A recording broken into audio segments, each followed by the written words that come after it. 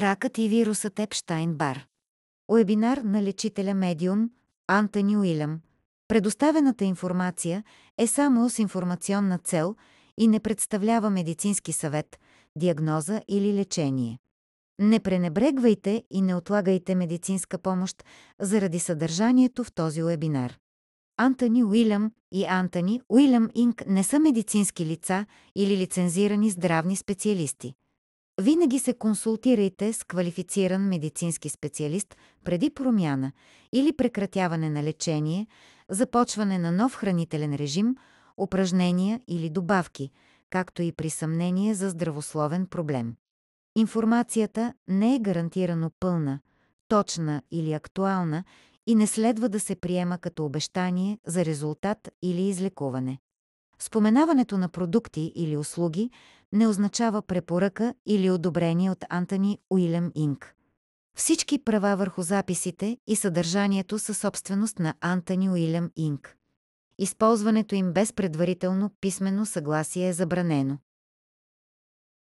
Здравейте! Аз съм Антони Уилям и съм развълнуван, благодарен, поласкан и щастлив, че сте тук, готови да приемете тази силна информация, която може да ви помогне да продължите напред с онзи защитен щит, за който винаги говоря – истината. Смисълът на живота ми винаги е бил в това да получите отговори, за да защитите себе си, семейството си, да имате истината, знанието, за да предпазите близките си, скъпите си приятели и съседите си, всички, които са важни във вашия живот. И това е важно. Ако за първи път се включвате в мой уебинар, слушате радиопредаване или четете някоя от книгите ми, трябва да знаете, че съм посветил живота си да давам истински отговори на безброй хора в продължение на десетилетия. Много от тази информация през годините се доказа. Дори науката потвърди част от онова, което бях споделил много по-рано. А голяма част от информацията, която нося за вас, все още не е открита от научните изследвания. Ще минат години преди да бъде потвърдена, но аз винаги искам вие да имате тази информация още сега. Не искам да чакате. Няма смисъл да чакате. Трябва да знаете и нещо важно. Докато слушате, може да забележите, че понякога това, което споделям, изглежда противоположно на онова, което сте чували преди за здравето или за рака. Но не се плашете. Има много сериозна причина да е противоположно, за да ви предпази. Понякога ще чуете изходства с други източници, но ще има и фини критични разлики. Тези разлики са от огромно значение, макар на пръв поглед да не се забелязват. Информацията често се изкривява по пътя си, докато стигне до вас. Общото в това, което ще получите днес, е, че това е истината. Не истина, която е променена, замърсена или изопачена, каквато дори най-известните експерти понякога несъзнателно предават. Това, което ще чуете, не е препакетирана теория, не е стара идея, представена като нова. Тази информация не идва от интереси на индустрията, медицинско финансиране с скрити условия, провалени проучвания, лобисти, вътрешни печалби, платени панели от инфлуенсъри в здравната сфера или модни капани, било в конвенционалната или в алтернативната медицина. Информацията, която ви давам, е в най-добрия интерес за вас. Не за някой друг. Не за тези групи, които споменах, дори и да изглежда, че алтернативната медицина понякога дава добри насоки, често пак не е във ваш интерес. Тук става дума за чист източник, непокварен източник, до който имам достъп още от 4 годишна възраст, висш състрадателен източник. Мнозина от вас са узнали това чрез книгите ми или чрез лични срещи с мен. Затова закопчайте коланите и се насладете на това, което предстои. Наистина, закопчайте ги, защото тръгваме на път. Много хора напоследък ме питат какво мисля за рака. Виждам го навсякъде. Получавам въпроси по различни начини, онлайн и наживо. Какво знаеш за рака? Какви са твоите мисли? Затова реших да говоря за това, както съм говорил за десетки други болести и състояния. Време е да излезе информация за рака, която може да бъде допълнителна помощ към вече наличната. Моят личен опит с рак започна на 4 годишна възраст, когато открих, че баба ми има рак на белия дроб. Аз бях този, който видя, че има рак. От тогава, през десетилетията, съм виждал рак от толкова много хора. Това е много лично за мен, заради баба ми, но и заради природата на болестта и страданието, което носи. Затова днес ще ви дам ключови парченца информация за рака. Ще говорим и за вируса Епштайн-Бар, защото има връзка и ще разберете защо по-нататък. Когато поставих диагнозата на баба ми, рак на белия дроб, бях едва на 4. Като дете, когато се намирах на оживени места, в киносалони, можех да усещам кой има рак и какъв тип е. Дарбата, която ми е дадена, е да виждам какво стои зад рака. Как започва, кога започва, защо започва. Днешната медицина гледа само на вече създадения рак. На тумора, който вече е факт. Изследванията за рака се съсредоточават върху момента, в който вече е проявен, но не и върху причините преди това. А ако все пак се занимават с причините, често е погрешно. И за това е важно да се внесе нова информация. Как една клетка става ракова? Как расте? Какво наистина се случва? Разбира се, времето ни е ограничено, не мога да говоря за стотици видове рак, но ще ви дам най-важното. И малко история. Казват ни, че ракът е много стар, от преди 1000 години. Че са намирани мумии с рак, че още през 400 години преди новата ера гърците са измислили думата рак. Това е гръцка дума «кансър» за болест в тялото. Затова хората смятат, че ракът съществува от тогава. Но трябва да съм откровен с вас. Това е дезинформация. Ракът е млад, изключително млад в историята. Когато гърците създават думата рак около 400 години преди новата ера, те имат предвид доброкачествени тумори или просто нарастващи болести, не злокачествени клетки.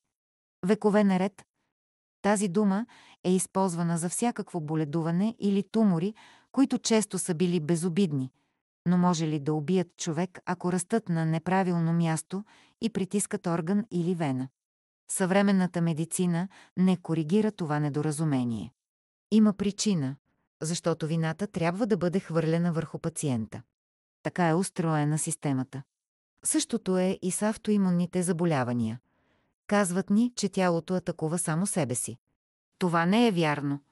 Ако истината излезеше наяве, истинската истина, и вие знаехте, че не сте отговорни за своя рак, че ракът не ви е сполетял естествено просто така, както се твърди от 1000 години, което е грешна информация. Ако знаехте, че вината е другаде, и ако светът знаеше това, тогава цялата система щеше да започне да се разпада, медицината, научните изследвания и всичко останало. Затова моделът на медицината винаги върви в една посока. Винаги е ваша вината. Имате лоши гени, тялото ви атакува само себе си и се разрушава, вие създавате проблема, ядете твърде много, не се грижите за себе си или правите нещо грешно. Винаги сочат в тази посока. Но когато става дума за рак, това е скорошна епидемия. Не е от много отдавна, а от съвсем наскоро. Това е важното. Злокачественият рак е ново явление в историята, не толкова старо, колкото си мислим. Кога всъщност започва първият истински рак? Когато думата вече не е била само тумор, а се е превърнала в злокачествена клетка, ракова клетка, клетка, която става разрушителна, или тумор, изпълнен с злокачествени клетки. Това започва в късните години на 18 век. Това е моментът, когато ракът за първи път се появява. Само това е важно да се разбере по толкова много причини. И тези първи ракове не са били като днешните. Те не са били същите. В края на 18 век е имало само една разновидност на рак – бавна, без особена агресия, почти безпроблемен. По-късно, през 30-те и 40-те години на 19 век, се появяват още няколко разновидности. Малко по-агресивни, но все още сравнително безобидни. Първият по-сериозен рак започва по времето на индустриалната революция, заедно с раждането на химията и началото на химическия свят. Именно тогава се появява ракът. Той започва, когато човек започва да си играе с химикали в лабораториите. Тогава се ражда химията. Това е моментът, в който всичко започва. Химическият свят тепърва се изгражда. Индустриалният свят набира сила и започва да завладява хоризонта. Горяхме във въздуха неща, които никога преди не бяхме горили.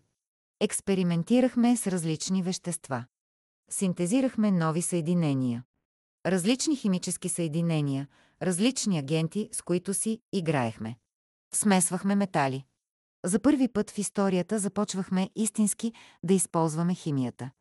Учихме се какво можем да правим с нея. Учихме се да променяме структурата на металите. И дори повече от това. Горяхме химикали и ги изгаряхме. И все пак, това не бяха химикалите, които имаме днес. Затова и раковете тогава не бяха толкова тежки. В този етап ракът не беше толкова опасен. Разбира се, през 18 и 19 век имаше всякакви тумори и различни разновидности тумори, и те постепенно се влошаваха – доброкачествени тумори, различни болести, различни състояния.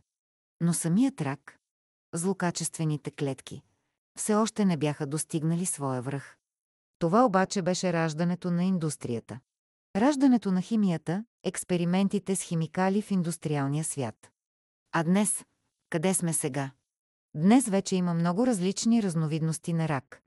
Това не е ново за вас. Знаете го. Но съществуват и безкрайно много вариации, защо някой развива рак и в каква степен го развива.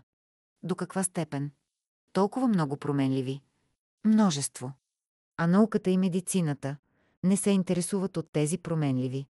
Медицинската наука и изследванията не обръщат внимание на всички тези различни фактори. Все още не сме там. Никой не се интересува защо един човек развива точно определен вид рак, а друг не. Защо някой получава мутирала разновидност на рак, а друг не. Защо при един ракът е смъртоносен, а при друг не е. Всички тези различни променливи. И има толкова много в сместа и до каква степен някой получава рак и кой получава рак. Защото причината е, че зад рака изцяло стои човека. Не говоря за някакви лоши хора, които уж се опитват да помагат на болните да ги лекуват от рак. Не говоря за това. Говоря за всички различни неща, които са създадени от индустриите и заради които се занимаваме с рак сега. Всички различни разтворители, на които сме изложени през цялото време. И химическите агенти, всички различни химически агенти.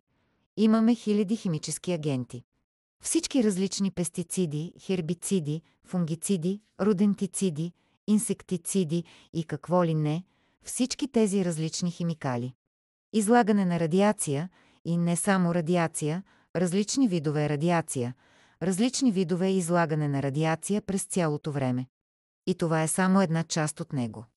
Тогава има и още нещо. Вижте, някой трябва да има две неща, два фактора в тялото си, за да създаде възможността за рак. Трябва да има две неща в нечие тяло, за да се създаде рак. Въпреки че има всички тези различни разтворители и тези различни агенти и различни тежки метали, различни пестициди, различни радиации, разновидности на радиация, различни нанотехнологии и всичко останало, въпреки че всичко това е налице, има химикали, падащи от небето като така наречения chemtrails, въпреки че всичко това е налице, трябва да има две неща. И това до тук е едното нещо, това е едната група. Трябва да имате още нещо. Трябва да имате вирус. Трябва да имате вирусна същност вътре в тялото. Трябва да има вирус вътре в тялото или вируси вътре в тялото. Така че има две неща, които някой трябва да има, за да се образува рак. Две неща – токсин и вирус. Това са двете неща. И тогава идва възможността за рак. Ако човек не изкарва токсините от тялото си, не се прочиства или не намалява вирусите, тогава никога няма да развие рак, дори ако носи в себе си вируси и токсини. Но когато тези фактори излязат извън контрол, започва натрупване. Все повече токсини се събират, наслагват се един върху друг и се отлагат в различни органи. В черния дроб, панкреаса, мозъка, дори в стените на самия стомах. Стомахът всъщност задържа огромни количества токсини, които проникват в обвивката му и там се складират заедно с други, разпръснати из тялото. След това идва ред на вируса. Ако той започне да се размножава и расте, броят му се увеличава. И това е другият решаващ фактор. Именно комбинацията от тези две неща – токсини и вируси, е в основата на рака. Това е разликата в информацията, която ще чуете тук. За да се образува рак, трябва едновременно да има токсини и вируси в тялото. Разбира се, вариациите са безкрайни. Какъв е вирусът? От кой щам е? Мутирал ли е? Колко токсини носи човек? Понякога това са само няколко тежки метала и малко радиация, а друг път – комбинация от много повече. Химикали от килими, останали след почистване, препарати, с които се пръскат домовете, пестициди и хербициди от конвенционални плодове и зеленчуци. А ако някой е принуден да се храни само с конвенционални продукти, това е напълно разбираемо. За много хора така е много по-достъпно. Дори тогава храната все пак носи ползи и съществуват начини да се намали натоварването от токсини, докато човек продължава да се възползва от полезните вещества в нея. Но има неща, които човек може да направи, за да изчисти пестицидите, дори когато се налага да се храни така. И въпреки всичко пак получава ползи от тези храни. Те сами по себе си съдържат вещества, които помагат да се противодейства на вредното. Но в крайна сметка, и това е което се опитвам да кажа, вариациите са безкрайни. Значение има и колко силна е имунната система на човека. Колко е силна имунната му система е отрешаващо значение. Това прави огромна разлика. Всеки човек е различен. Всеки е различен. Някой може да пуши цигари 50 години и да не развие рак на белия дроб.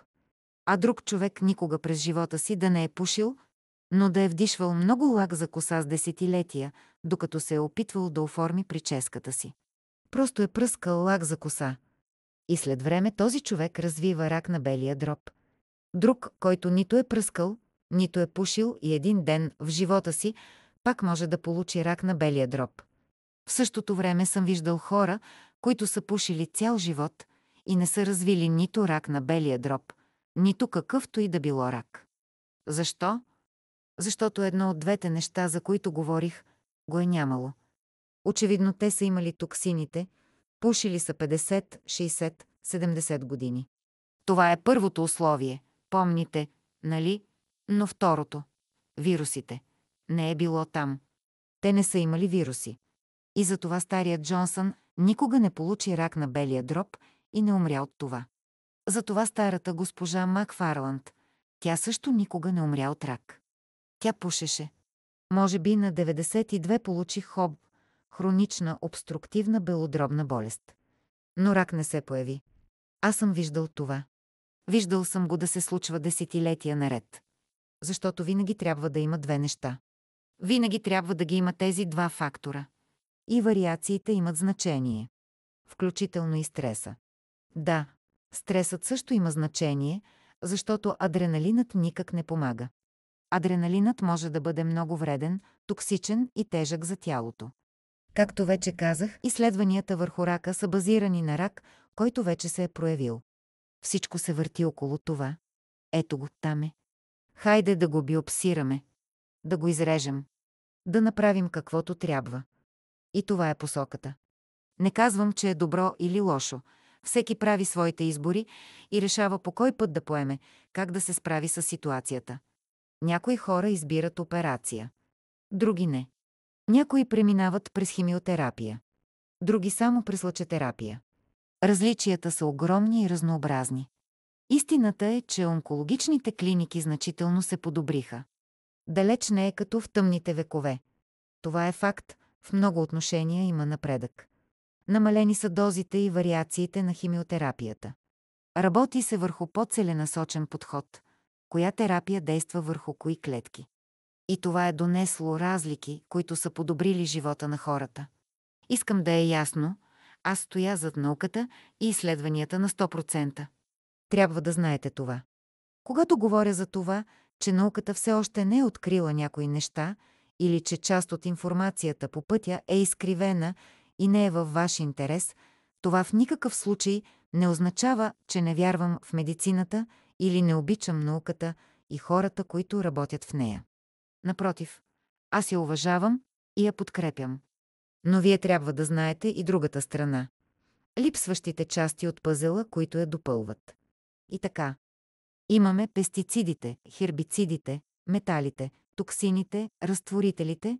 Това е едната страна. Но за да се формира рак, трябва да присъства и другата – вирусът. Защо? Защо тази комбинация създава рак? Защото вирусът трябва да има нещо, с което да се храни. Той има нужда от гориво. Нещо, което може да поглъща, да консумира. И сега, може би, ако сте биолог или специалист и слушате това, ще си кажете: това не е вярно, вирусите не се хранят с нищо, това е дезинформация. Това дори се преподава в училище. Но истината е, че вирусите се хранят. Именно това им позволява да се размножават. Вирусите се хранят. Те не могат да се размножават, ако не получават храната, от която имат нужда. Ако в тялото ви няма вирус, тогава няма от какво да се притеснявате. Но все пак, химикалите и вредните вещества не ни носят нищо добро. Те могат да причинят други заболявания и проблеми, както и всякакви вариации от доброкачествени тумори, подобно на туморите в древността, около 400 години преди новата ера, когато думата «рак» за първи път е била създадена, но тогава става дума за доброкачествени тумори, а не за злокачествените клетки, с които се сблъскваме днес. Това е ново явление в историята. Доброкачествените тумори в онези времена са били изпълнени с тежки метали. Особено в епохата на Рим и Гърция, когато тежките метали са насищали водните пътища. Хората са използвали метали по начин, какъвто никога преди в историята не е имало. Освен това са се появили и някои токсични вещества от минерали и елементарна химия, която тепърва е започвала. Нищо общо с индустриалната революция, но достатъчно, за да създава токсични проблеми под формата на тумори, които обаче не са били ракови. И тези тумори също е трябвало да се хранят. За разлика от тях обаче, раковите клетки имат нужда именно от онези токсини, за които вече говорих. Те се нуждаят от тях, за да оцелеят, за да се хранят, за да се превърнат в нещо повече.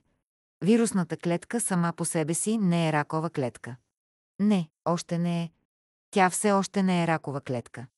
Но вирусът също трябва да се храни. Когато поглъща някаква отрова, той трябва да я елиминира. И тук започва важната част. Затова отново ви казвам, закопчайте коланите. Знам, че може да ви звучи объркващо, но се пригответе.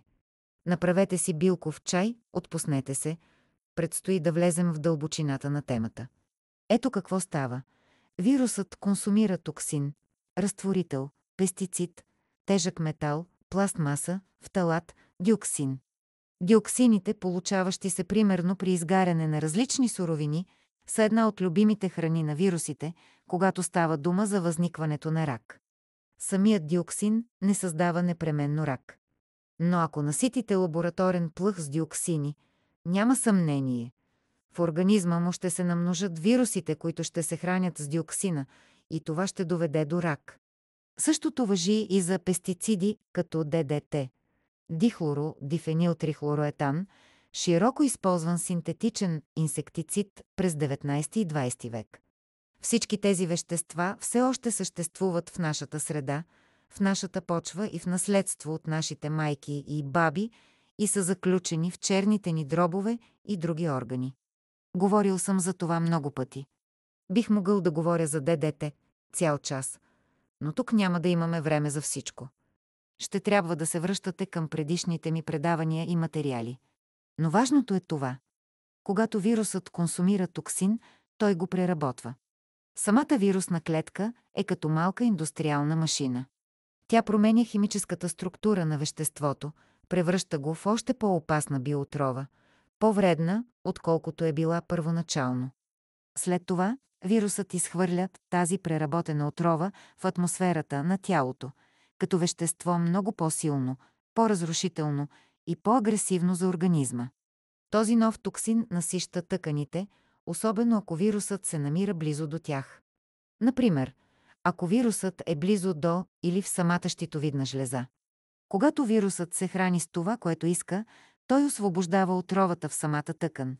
И това може да предизвика рак на щитовидната жлеза. В момента, в който токсинът бъде освободен в определена област, в тъкан или орган, около него започват да умират още клетки, защото те биват директно отровени.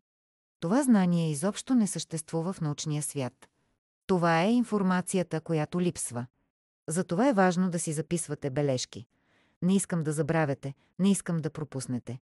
Когато тази преработена отрова попадне в орган или тъкан, а не плава просто свободно из тялото, ако тя е близо до орган, тогава в самата тъкан умират още клетки.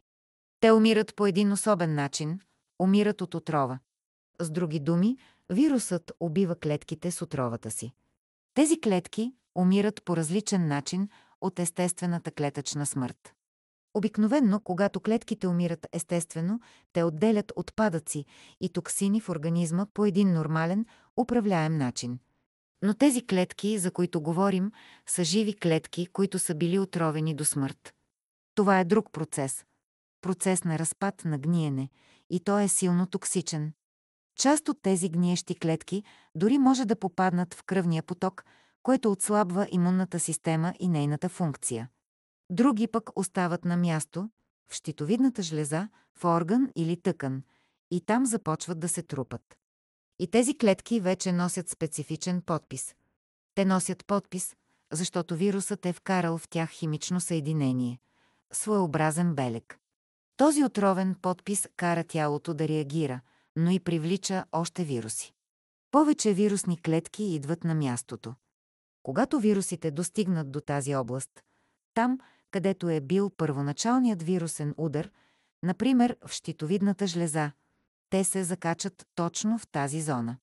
Те започват да поглъщат още повече мъртви и умиращи клетки, които вече са били първоначално заразени. След това вирусът преработва отново този мъртъв отровен клетъчен материал и така получава се вторично преработване. Отровата, която първоначално е попаднала в клетките и ги е убила, вече е била преработена веднъж. Сега вирусът започва да я преработва отново. Живата вирусна клетка взема тази вече веднъж модифицирана отрова и я преработва за втори път. Това е, което се случва. Ще ви кажа направо, това не е добре. Когато вирусът преработва тези токсични мъртви клетки, процесът удвоява силата на токсина. Удвоена токсичност.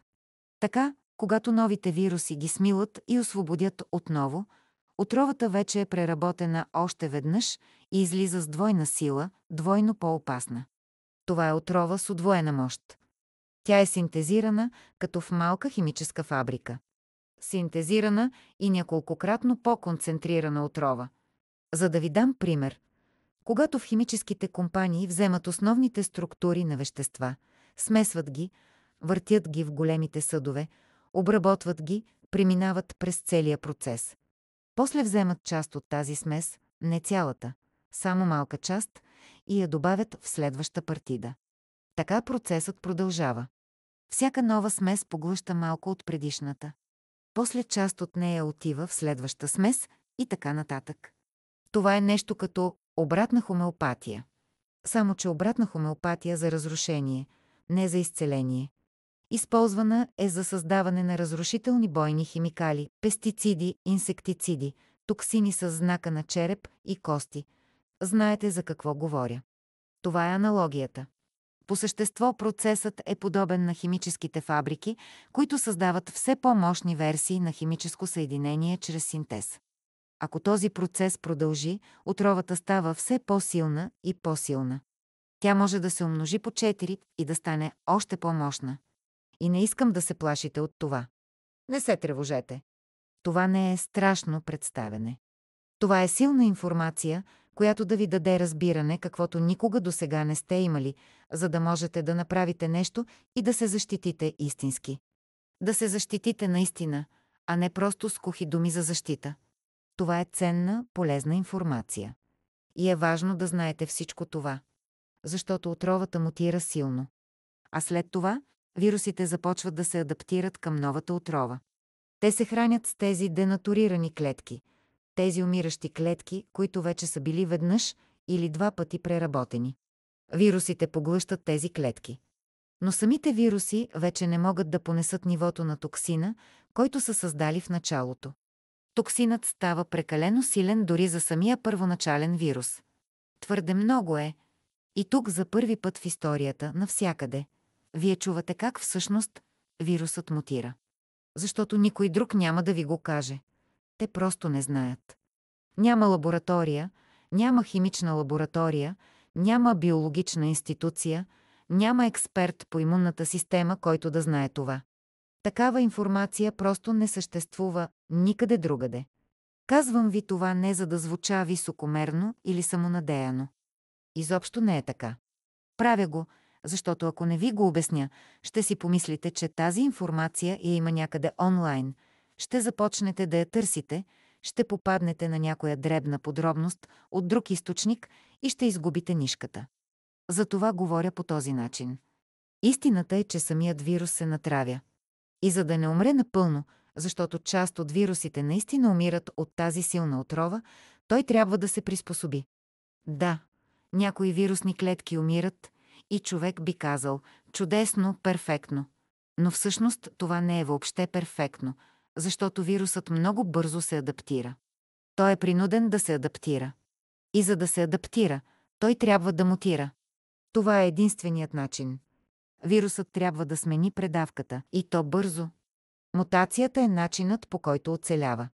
По-голямата част от вирусите всъщност не искат да ви унищожат напълно. Те искат да живеят вечно, да съществуват свободно и да бъдат щастливи. Те не са тук, за да убиват.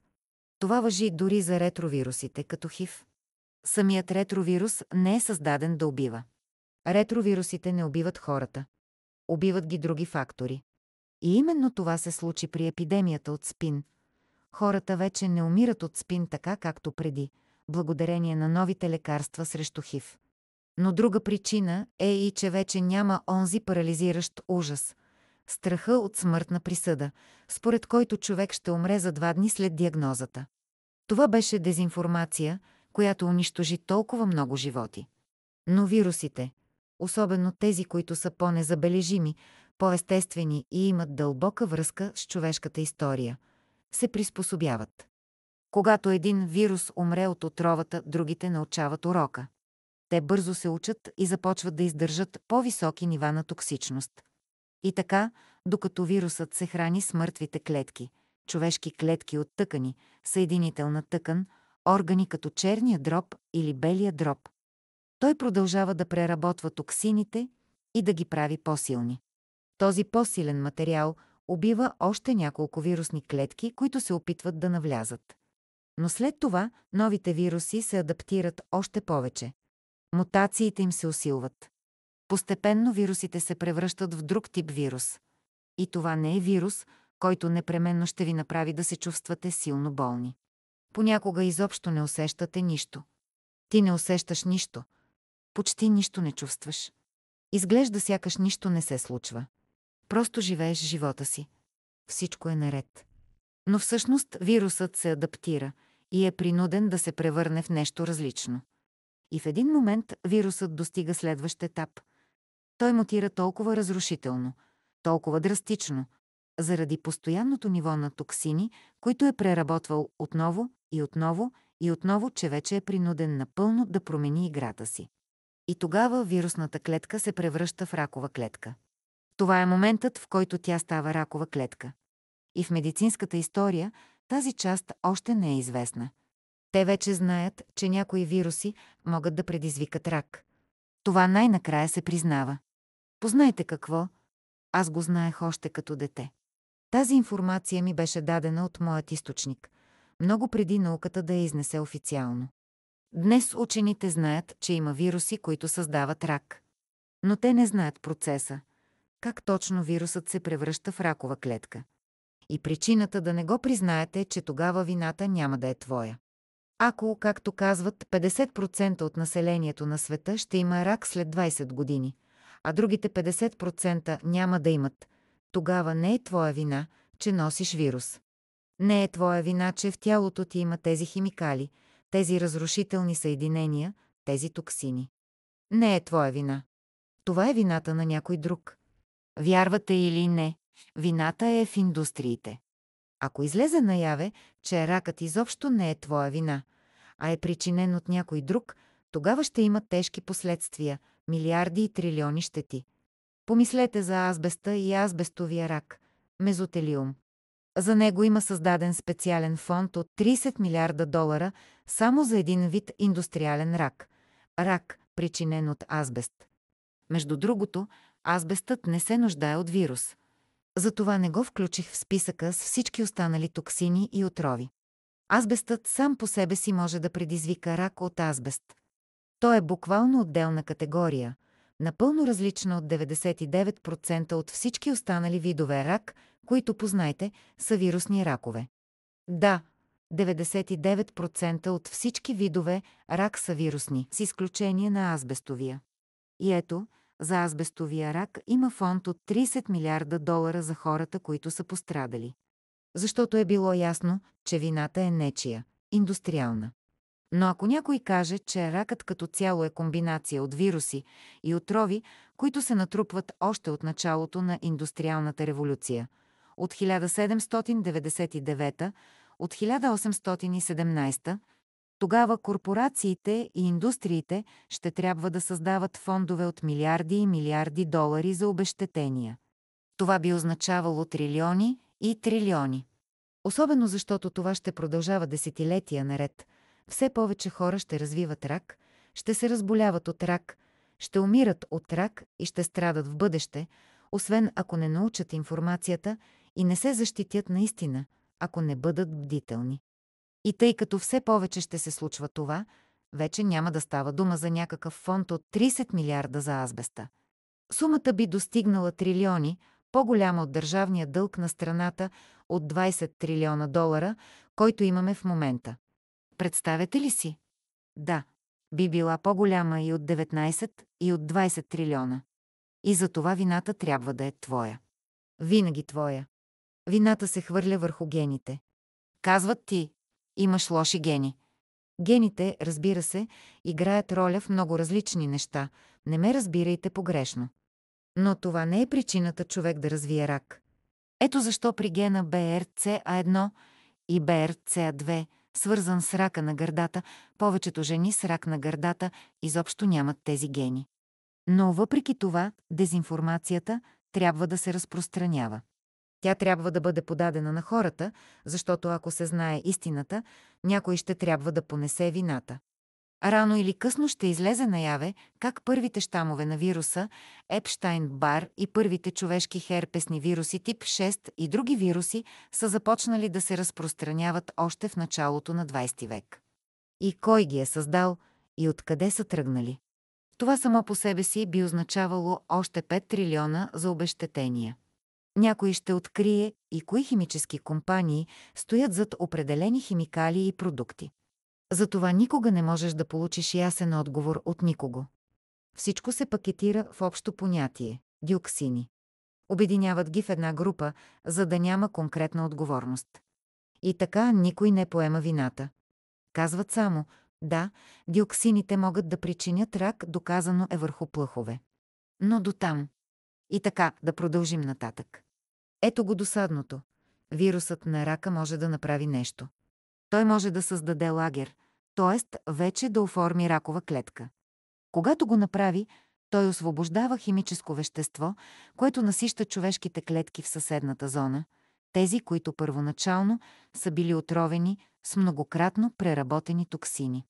Така вирусът може да произведе и да изстреля химическо съединение в съседни човешки клетки в дадена тъкан или орган. И това вещество може да превърне една човешка клетка в ракова клетка. Но тази нова човешка ракова клетка е различна от вирусната ракова клетка. И това е нещо, което науката и медицината все още не са открили. Има една фина, но критична разлика във всеки тумор, във всяка ракова лезия, включително при костните ракови заболявания. Има една фина разлика. Вирусните клетки буквално се представят като човешки ракови клетки.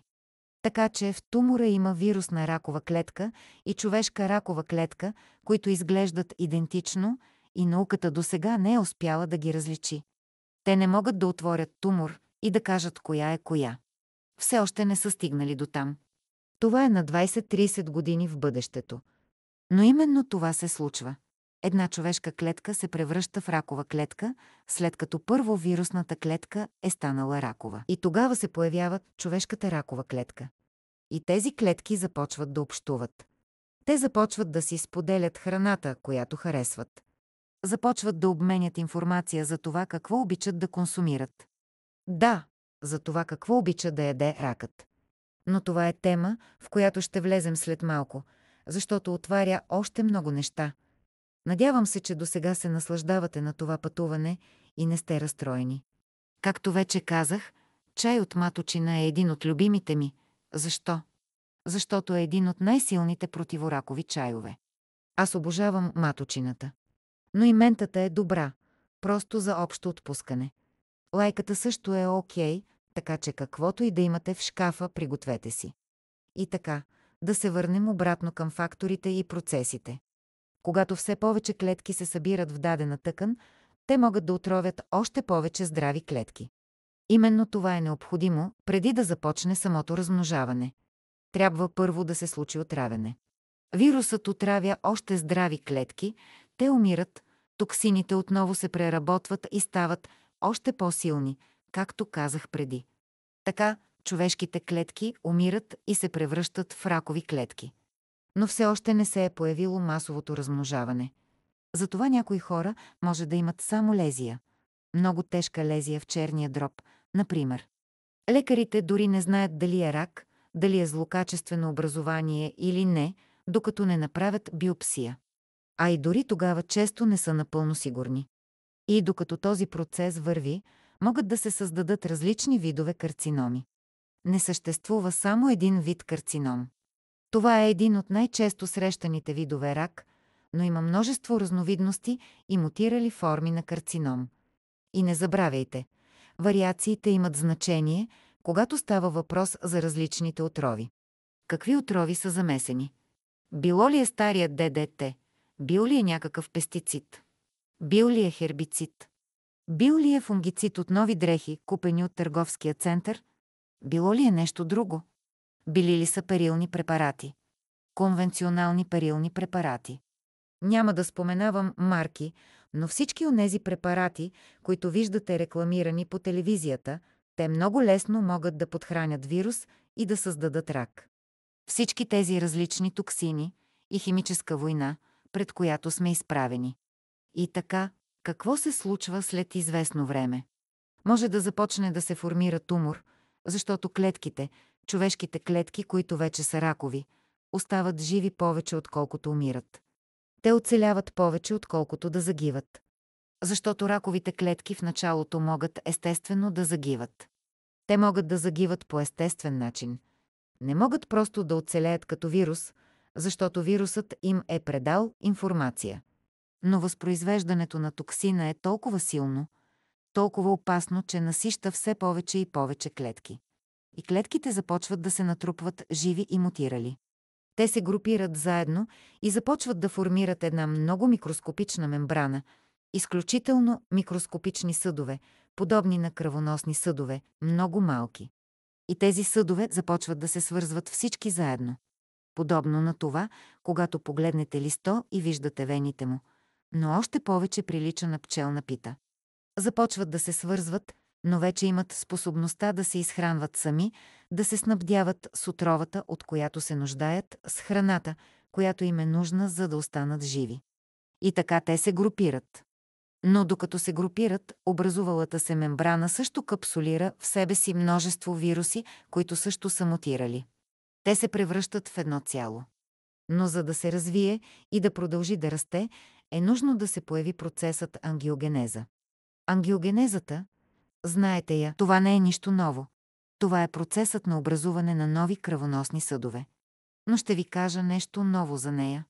Ангиогенезата представлява тези различни кръвоносни съдове, които започват да израстват като пипала, така че туморът да може да расте, да се размножава масово и да обхваща повече тъкан или дори да поглъща повече клетки чрез ангиогенеза. Вирусите често се опитват да доставят човешки клетки нагоре по вените на тези кръвоносни съдове, именно чрез ангиогенезата. Вирусите започват да действат от външната страна на тумора като системи за доставка и системи за пренос. И адреналинът е голяма част от този процес. Ако сте под твърде много стрес, ако минавате през истински ад в живота си, ако върху вас тежат всички тези неща, адреналинът може да помогне да се отворят пипалата на туморната ангиогенеза. А науката няма абсолютно никаква представа за тези части от процеса, затова искам да ви дам пълното обяснение и да ви предупредя за тези детайли. Адреналинът помага да се задвижат клетките нагоре, които вирусите пренасят. Вирусите могат да пренасят клетки нагоре и също така да ги доставят по различни начини, по тези миниатюрни кръвоносни съдове. А адреналинът подтиква тези кръвоносни съдове да се разширят още повече. Ето защо хора, които са под огромен стрес, не се грижат за себе си и не приемат никакви противоракови храни и всички тези полезни неща могат да развият рак. Докато това се случва, тези пипала и кръвоносни съдове започват да се разпростират. Туморът може да расте, ракът може да се развива, но той ще има нужда от повече гориво и повече храна. И именно тук идва най-важното, това, което е наистина ключово, за да се опитаме да спрем раковете, да ги обърнем, да ги предотвратим. И това е храната. Как храната работи за нас? Именно в това ще навлезем. Ще отделим малко време за полезните храни. Готови ли сте за това? Но всъщност, преди времето за храните, нека първо да навлезем малко в информацията за вируса Епщайн-Бар, да отделим малко време за вируси. Нека го направим. За да поддържате един вирус щастлив, технически погледнато, трябва да му давате храни, които вирусите обожават. Това е друг фактор. Така че не става дума само за химикали, отрови и токсини и всички онези различни вещества в тялото ви, които може да получите от различни разтворители и от всичките излагания на вредни влияния, за които вече говорих. Става дума и за това, че можете да се храните с всички грешни храни. А вирусите обичат именно тези грешни храни. Сега, ако престанете да ги храните с грешните храни и останат само токсините, може би няма да получите рак. Дори бихте могли да спрете процеса. Хранителният компонент също влиза в картината. Именно лошите храни допълнително захранват процеса. Но Епщайн-Бар, който всъщност е сравнително досаден и сравнително безобиден вирус, който не би трябвало да предизвиква рак или нещо подобно, може да бъде нахранен с всичко, което иска. И знаете ли, има различни щамове на Епщайн-Бар. Говоря за това непрекъснато, вие сте го чували в моите различни предавания. Няма да навлизам твърде надълбоко. Ще кажа само, че през годините съм идентифицирал около 60 различни разновидности. Никой не знае за тези различни мутирали разновидности. Спомням си преди само 7 години, когато разговарях с химик, биолог и имунолог и с тримата едновременно, защото ставаше дума за един пациент. Обяснявах им за техния пациент и моя клиент. Говорех за различните разновидности на мутациите на Епщайн-Бар, а те просто не можеха да повярват. Един от тях каза: „Да, знаеш ли, вярвам, че е възможно. Вирусите вероятно наистина мутират и някакси, по някаква причина, днес хората могат да приемат тази идея по-лесно. Удивително е как трябва да мине време, за да се осъзнае нещо. Тъжно е, много е тъжно, че трябва да мине време по този начин. Та какво се случва? Имаме вирусни клетки. Вирусните клетки, раковите вирусни клетки, често обучават човешките ракови клетки какво да ядат. Вирусът ги учи какво да харесват. И затова един тумор може да расте все по-голям и по-голям, ако в него има много мутирали човешки клетки. Туморът започва да развива апетит към онова, което харесва вирусът. Например, Епщайн-Бар обожава млечни продукти, обожава яйца и обича всички тези различни храни, за които ще говорим след малко. Нека поговорим за раковете, причинени от Епщайн-Бар. Карциномите. Всички те са рак, причинен от Епщайн-Бар. Всеки карцином е свързан с Епщайн-Бар. Това е разновидност на Епщайн-Бар, която е мутирала и може да създава рак. Всички карциноми. Сега, ако имате Епщайн-Бар, не означава, че трябва да се притеснявате. Това не означава автоматично, че ще развиете рак. Не. Можете да предприемете стъпки, за да не получите рак. Можете да направите неща, с които да спрете развитието на рак. Можете да направите много. И именно за това е тази информация. Епщайн-Бар е буквално отговорен за всички карциноми. Той е отговорен за всеки рак на простатата. Той е отговорен за всяка левкемия. Някои левкемии имат тежки метали зад тях, но винаги е нужен вирусът. Помнете какво казах преди? Трябва да има токсин и трябва да има вирус. Всички левкемии са свързани с Епщайн-Бар. Детската левкемия е в резултат на Епщайн-Бар в комбинация с тежък метал, най-често живак. И така, всички ракове на простатата, всички ракове на гърдата, ще повторя, всички ракове на гърдата са свързани с Епщайн-Бар. Повтарям това от години. И сега тази информация започва най-накрая да изплува на повърхността. Кълна се. Казвам това от самото начало. Мога да се върна години назад във времето с тези думи. Аз бях първият, който го заяви. Убеден съм в това. И казвам го, защото е важно да се знае информацията и да се разберат разликите. Рак на гърдата, Епщайн-Бар, 100%. Ракове на белия дроб. Повечето са Епщайн-Бар. Рак от азбест. Не, това не е Епщайн-Бар. За това вече говорих. Рак на щитовидната жлеза. Епщайн-Бар. Всички ракове на черния дроб. Епщайн-Бар. Някои мозъчни ракове. Също Епщайн-Бар. Това е изключително важно да се разбере. И това е само върхът на айсберга. Само върхът на айсберга. В момента започва да се разпространява твърдението за човешки папилома вирус, че човешки папилома вирус причинява рак на шийката на матката, различни други видове рак, включително рак на яйчниците. Това вече е официално признато за човешки папилома вирус. Но истината е, че човешки папилома вирус винаги е на лице. А всъщност Епщайн-Бар е този, който създава раковете на яйчниците, всички ракове на шийката на матката и въобще всички ракове на матката. Епщайн-Бар е вируса, който ги създава.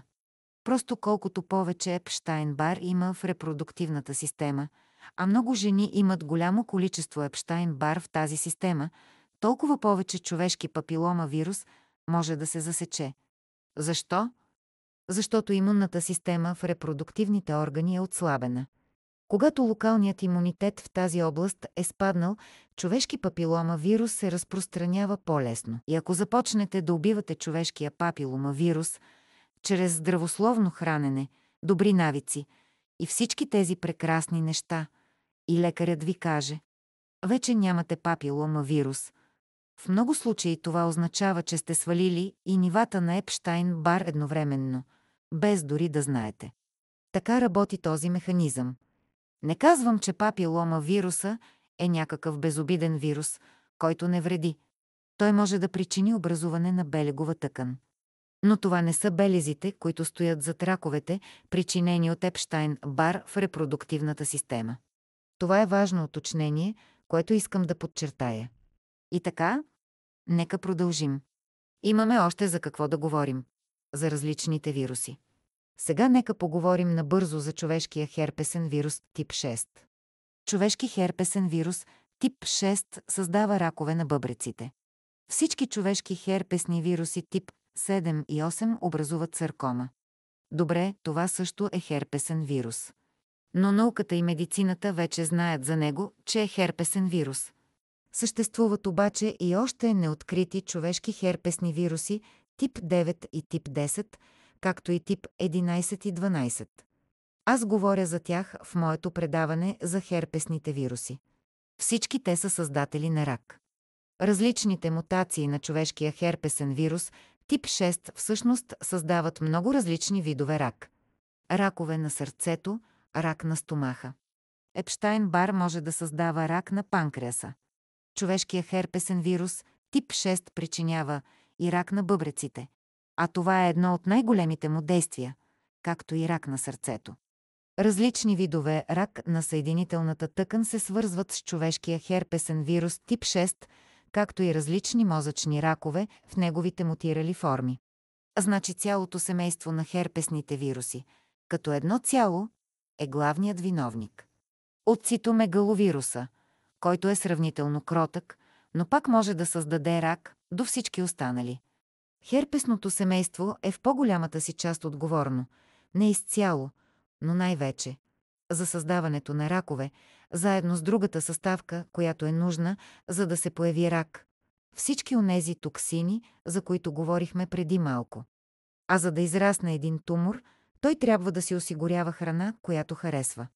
Ако човек продължава да живее в токсична среда, ако го заливат с различни видове диоксини, от всякакви разновидности, ако диша химически изпарения, ако мястото, където живее, редовно се пръска с спрейове. Опитайте се да научите графика, за да не ви улучат тези пръскания. Всички тези имена – хербициди, препарати срещу плевели, инсектициди, спрейове против оси. Хващате флакона и пръскате. Ако това се натрупва, плюс неестествени гримове, кремове, козметика за коса, бои за коса, различни химикали, разтворители и парфюми. Парфюмите са сред най-лошите. Ако истината излезе наяве, откъде идват тези химически съединения, как се извличат и как работят, компаниите за парфюми ще трябва да изплащат милиарди и милиарди долари. Както казах преди, тогава нямаше да става дума само за фонд от 30 милиарда долара обезщетения за рака на азбеста. Ако съберем всичко, ще е много над държавния дълг на страната, който е 20 трилиона долара. И така. Какво всъщност обичат да ядат тези ракове, освен всички онези отрови, които споменах? Ако ракът вече е станал тумор и е комбинация от човешки клетки и вирусни клетки, той ще има нужда и от храната, която вие ядете. Ще има нужда от храната, която вие ядете. И номер едно в този списък са яйцата. Вижте, аз бих изял яйце точно толкова, колкото и всеки друг. Говорил съм за това толкова много пъти. Хората са щастливи, когато им приготвиш яйца, и аз разбирам. Ако нямате друго за ядене и това е единственото, тогава добре, разбирам. Ако се опитвате да се погрижите за себе си и яйцата са всичко, с което разполагате, аз го разбирам, но бих предпочел да изберете нещо друго, като кафяв ориз вместо яйца. Ако е възможно, по-добре кафяв ориз, и осъзнавам, че кафявият ориз е зърнена култура и някои от вас ще кажат: «О, той вече не е в крак, ето пак съсипа всичко, цялата си лекция, защото говори за зърнени храни, но кафевият ориз не подхранва рака». Той не храни рака. Просто ви казвам. Каквито и убеждения да имате за зърнените храни, това не е онзи вид, който подхранва рак. Но ще ви кажа това: царевицата наистина храни рака и тази информация, която циркулира, е вярна. Казвам го отдавна, ГМО царевицата подхранва рака, без съмнение. ГМО канола олио. По-добре изцяло стойте на страна от него. Ако се притеснявате от рак или нещо подобно, стойте далеч. ГМО соя. Но яйцата, те са на върха. Яйцата са храна номер едно, която се препоръчва в наши дни на всички, при всякакви заболявания. Яжте яйца, те са полезни, съдържат омега-3. Това е посланието, но не. Материята в яйцата, естествените хормони в органичните яйца, в яйцата без добавени хормони. Това са си хормони. Яйцата са топка от естествени хормони, от кокошката не говоря за инжектирани хормони. Говоря за органични, естествени хормони. И те подхранват рака като нищо друго. Те се изкачват право по пипалата, по ангиогенезата, директно в преканцерозните клетки. Това са вирусни клетки, които се превръщат в някакъв вид рак. Влизат направо в тях. И тези клетки ги поглъщат. Обожават ги. Вирусите обичат яйцата изцяло и напълно. Затова можете да победите Епщайн-Бар по всяко време. Можете да унищожите Епщайн-Бар по всяко време. Просто държите вирусите под контрол. Намалявате ги, потискате ги. Говорил съм за това в предаването за Епщайн-Бар. За това трябва да внимавате. Млечните продукти са следващото. Те са номер 2. Млечните продукти. Млякото. Забравете козето мляко, забравете сиренето, забравете кефира, забравете киселото мляко. Всичко това. Забравете. Сметана в кафето си. Забравете и нея, и самото кафе не е хич полезно.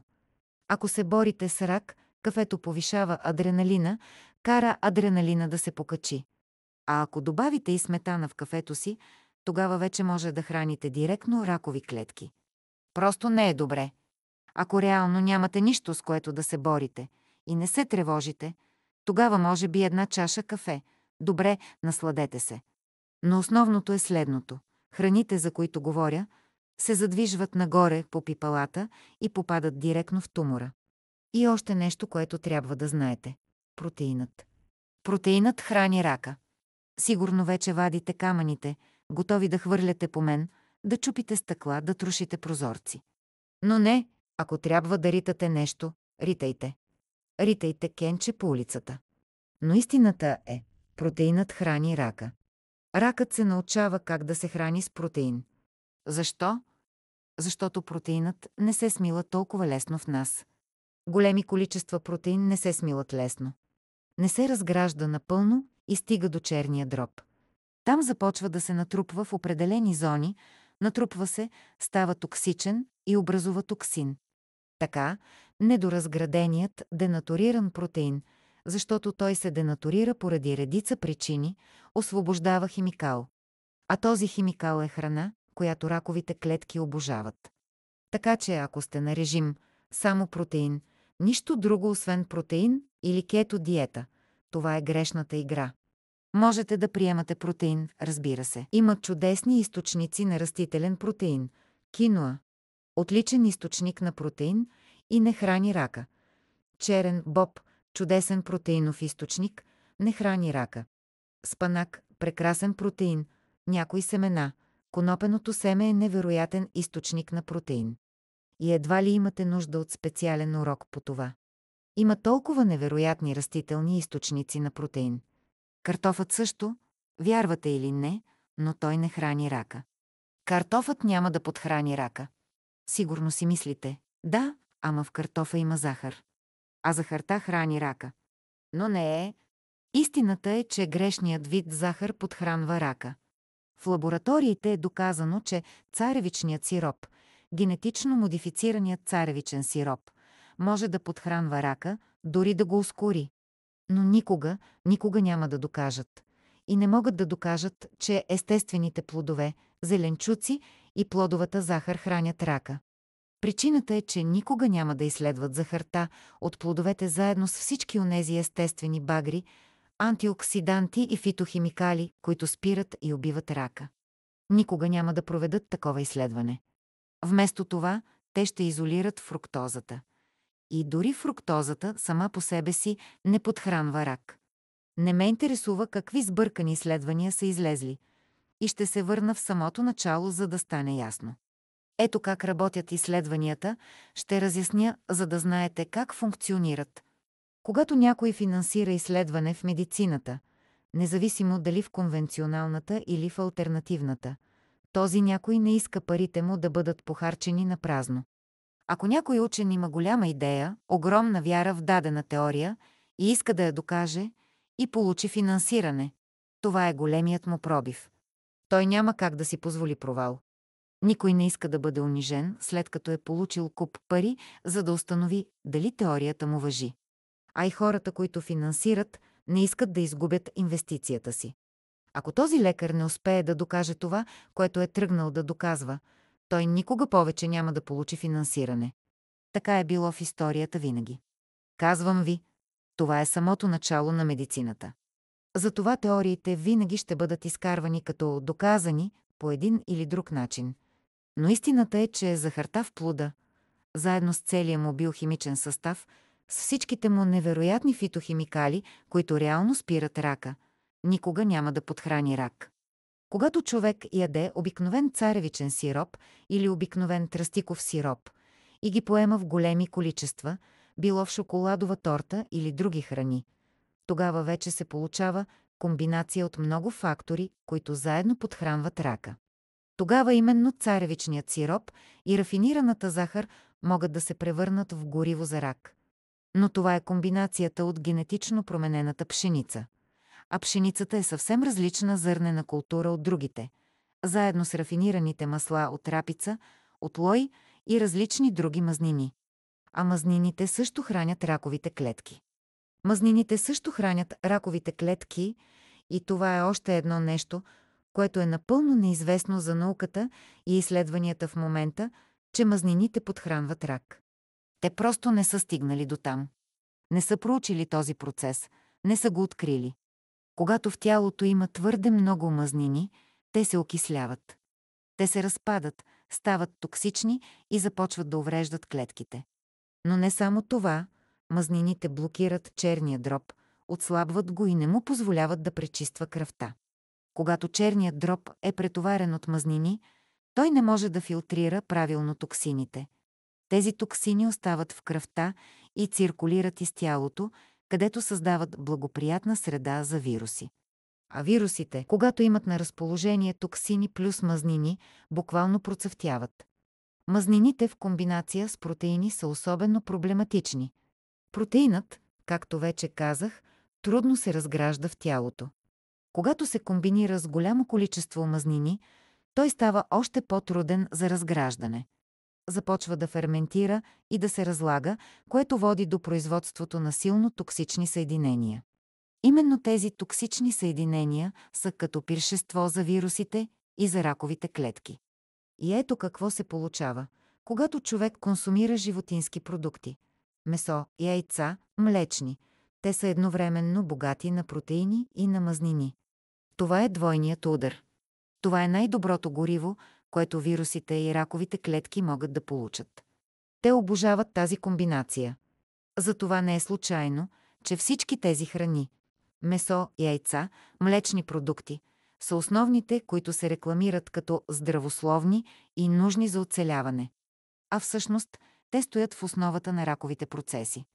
Ако мазнините идват от растителни източници, например авокадо, маслини, кокосови орехи, семена, те пак могат да бъдат твърде тежки за черния дроб, ако човек прекалява. Дори и тези мазнини в големи количества пречат на черния дроб да изчисти кръвта от токсини. Но въпреки това, те са по-безопасни от животинските мазнини, защото не съдържат същите патогенни хормони и протеини, които буквално захранват вирусите.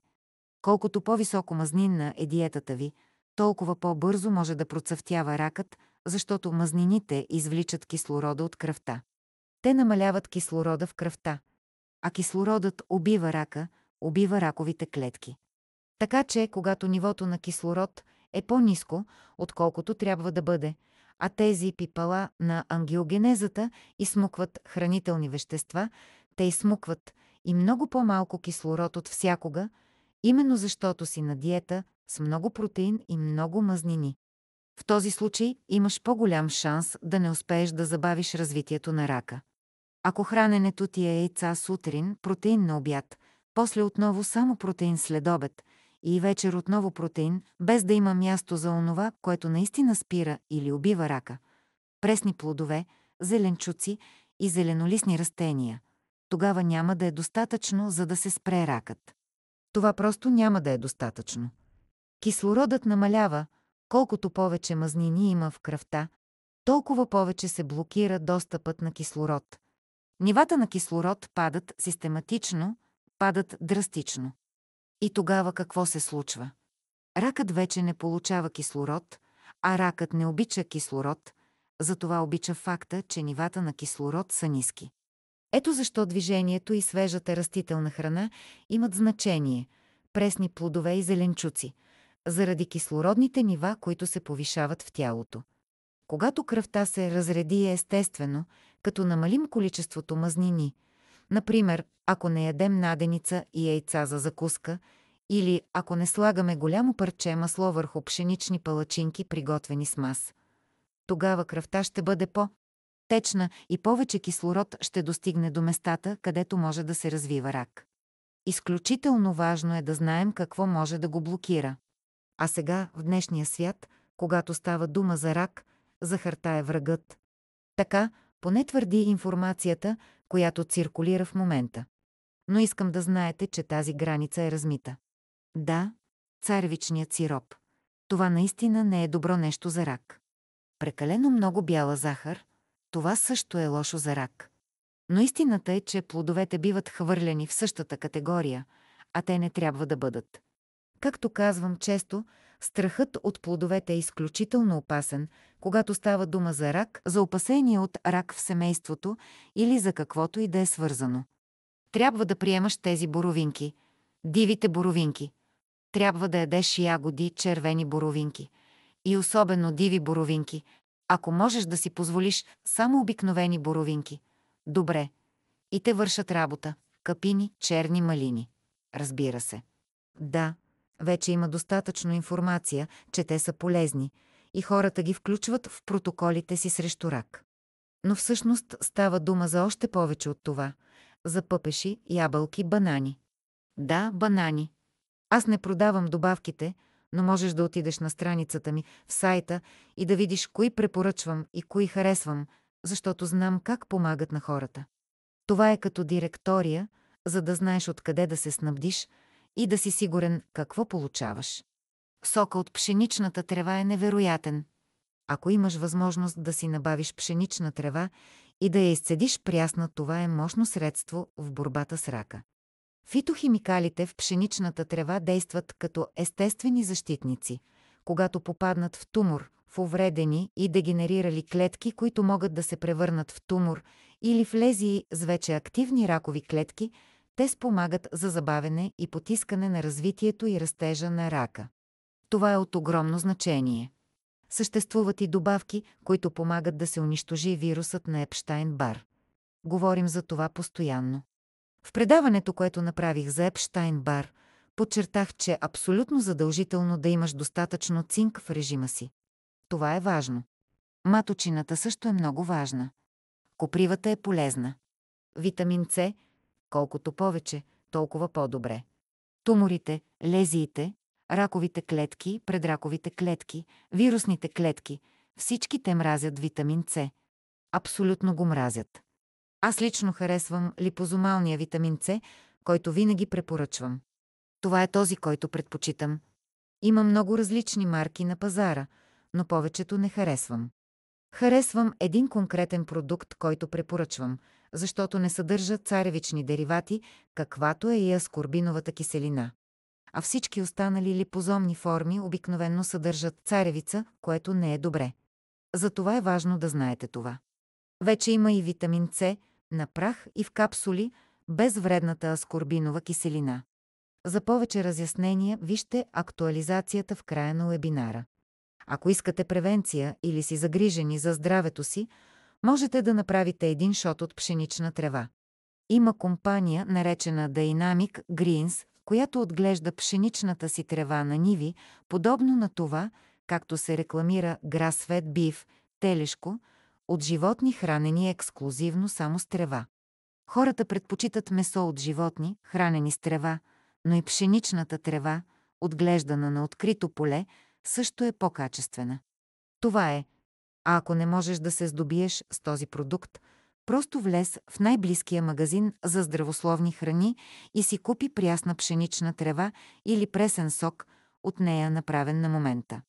В крайна сметка, всичко се свежда до тези различни парченца от пъзела. Ще се натъкнеш на тях. Става дума за това да приемаш правилните зеленолистни растения и различни хлорофилни вещества, но това вече не е нова информация. Знам го, но е добре да се напомня. Това беше ново още в началото на 70-те години, когато духът ми казваше: това трябва да ядеш, това трябва да взимаш, това трябва да правиш. А тогава беше почти невъзможно да се намери такова нещо. Почти невъзможно. Но днес смисълът на думите ми е, че сега всичко е на една ръка разстояние, имаме ресурси както никога досега. Витамин С е изключително важен. Харесвам интравенозния витамин С. Ако имаш притеснения за рак, говори с лекаря си, с онколога си. С всички. За витамин С на венозна инфузия. Това е наистина добро средство. То отдавна се използва, за да помага на хора с рак. Това е известно и е утвърдено. Но можеш също така да приемаш и наистина качествен липозомен витамин С или качествен витамин С на прах без аскорбинова киселина и други вредни съставки, ако те интересува. Той унищожава вируса на Епщайн-Бар, сваля нивата на Епщайн-Бар. Лизинът също е важен за потискане на Епщайн-Бар. Това е още едно наистина важно средство. Сладникът, наричан още женско биле, също е полезен. Можеш да го приемаш от време на време.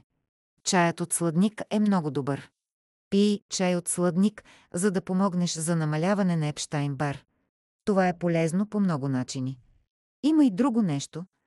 Цялата тази идея за естрогена, че естрогенът създава ракови заболявания и така нататък, не е много точна. Съществуват форми на естроген, мутантни форми на естроген, които ние поглъщаме и приемаме всеки ден. Ние ги приемаме чрез храната, те идват от храната, затова трябва да внимаваме. Ако наистина се притесняваш за естрогенозависим рак, тогава яйца не бива изобщо да докосваш. Все едно дали кокошките са отгледани в нечий или твоя двор, не бива да ги докосваш. Същото важи и за млякото, за млечните продукти и всичко останало от животински произход. Ако си загрижен за рак, свързан с естроген, бих държал дори животинските продукти като цяло на много ниски нива. Но е важно да се разбере. Това, което кара рака да расте, не е естественият женски естроген, който се произвежда от надбъбречните жлези или репродуктивната система. Това са външни естрогени, мутирали форми на естроген. Това е съвсем различен естроген, но науката и научните изследвания в момента не правят това разграничение. И това е още един сериозен проблем, който имаме като цяло сам по себе си. Но има антиестрогенни храни. Когато говоря за естрогенни храни, имам предвид всъщност токсичните, онези, които се съдържат в пластмасите и навсякъде другаде. Срещу тях можеш да се бориш с правилните плодове и зеленчуци, като в същото време държиш яйцата, млечните и всичко останало ниско, говоря за животинските продукти. Но има малки неща, които можеш да правиш всеки ден. Всеки ден вие можете да работите за намаляване на всякакъв вид вирусен проблем, който имате, с правилните количества витамин С, слизин и като поддържате достатъчни запаси от цинк. Само тези три неща вече са ключови за потискане на всеки вирус от семейството на херпесите. Например, човешки херпесен вирус тип 6, който създава рак, както и Епщайн-Бар вируса, който също създава рак. Спирулината унищожава и убива вирусните клетки. Спирулина може да предпази щитовидната жлеза от развитие на рак, като убива Епщайн-Бар и много други различни вируси. Човешки херпесен вирус типове 6, 7, 8, 9, 10, 11, 12, всички, както и всички херпесни вируси, включително цитомегаловируса, херпес симплекс 1 и 2. Но най-важното е, че можеш да правиш тези прости неща. Вземи спирулина, вземи витамин С, вземи маточина, вземи лизин, а също така поддържай цинковите запаси, за да намалиш вирусното натоварване. И след това премахни храните, които хранят вирусите. И въведи такива като глухарчета, салата валериана, кейл, много спанак. Спанакът е невероятен войн в поддържането на тялото чисто от рак и в намаляването на Епщайн-Бар вируса. И разбира се, всички различни плодове – грозде, банани, ябълки, праскови, сливи, нектарини, червени боровинки, пъпеши, манго, папая, киви – списъкът е дълъг. Всички те трябва да присъстват в диетата ти. Не бива да се страхуваш от тях или да ги избягваш.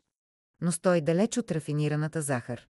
Стой далеч от глюкозо-фруктозния сироп, защото в повечето случаи той никога не идва сам. Няма как да си купиш шишенце с царевичен, т.е. глюкозо-фруктозния сироп и просто да го изпиеш. Той винаги е вложен в нещо друго, което наистина допринася за развитието на рак. Например, царевичен сироп в комбинация с нещо вредно, като един лош кекс. Това вече го знаем. Що се отнася до зърнените храни? Независимо дали някой ги харесва или не. Ако нямаш нищо друго за ядене, киноата не е канцерогенна. Не е. Тя няма да храни рак. Същото важи и за просото. Просото няма да подхрани вирусни клетки. Черен боб няма да храни вирусна клетка. Сладък картоф или обикновен картоф също няма да хранят вирусна клетка. Така че, ако току-що си изключил яйцата и млечните и си мислиш: а сега какво да ям? Можеш спокойно да изядеш картоф. Този картоф ще те предпази много повече, отколкото би го направило едно яйце, при това във всеки един ден. Ако си човек, който консумира много животински протеин, намали го наполовина. Намали го наполовина, за да освободиш място за нещата, които всъщност спират рака. Всички различни зеленолистни зеленчуци, чушките, доматите, лукът и чесънът. Чесънът е голямо тайно оръжие срещу Епщайн-Бар. Епщайн-Бар вируса не умира за един ден, както и другите херпесни вируси не умират за един ден, но можеш да ги потискаш постепенно с времето и така да избегнеш рак в бъдеще. Да избегнеш рак на щитовидната жлеза, рак на белия дроб, рак на репродуктивната система, рак на яйчниците, рак на матката. Точно така, ти можеш да избегнеш тези заболявания. Можеш да избегнеш и рак на гърдата. Детоксикацията от тежки метали, както и всички различни пресни плодове, зеленчуци и зеленолистни, помагат да се елиминират токсините и отровите, така че да не можеш да храниш вирусите и да не стигнеш до развитие на някои от тези ракови заболявания, като рак на гърдата. Така че всички тези фактори са изключително важни. Чуйте повече за вирусът на Епщайн-Бар в радиопредаванията, които правя. Там ще ви давам още информация по темата с времето. Но искам да споделя малко история за няколко минути относно Епщайн-Бар и някои от вирусите.